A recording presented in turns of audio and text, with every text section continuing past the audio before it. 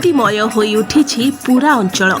हरिनाम सांगकु हजार हजार भक्तों समागम रे उठुछि पड़ुछि पूरा सहर। अखंड हरिनाम संकीर्तन, धार्मिक और सांस्कृतिक कार्यक्रम सह प्रसाद सेवन भली भव्य कार्यक्रम आयोजित हो जाइछि भिक्रोल विलेज मुंबई रे।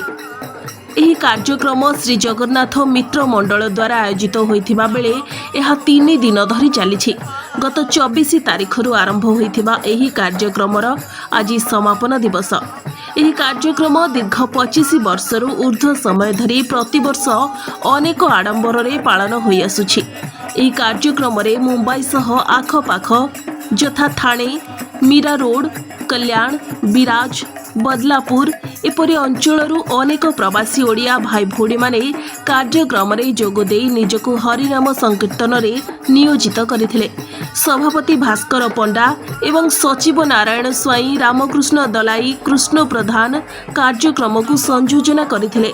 अतिथि रूपे सुरेश आबाले, बीजेपी नेता श्रीकांत पाढ़ी, जयनारायण पात्र, सूर्य नारायण पंडा, उत्तम साहू, प्रफुल्ल पाणिग्राही, रंजन पाणिग्राही और अनेक मान्यगण्य व्यक्ति उपस्थित रही सहयोग करथिले।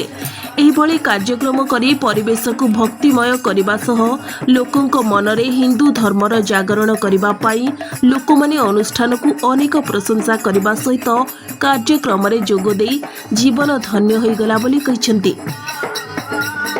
ब्यूरो रिपोर्ट, प्रभाव न्यूज।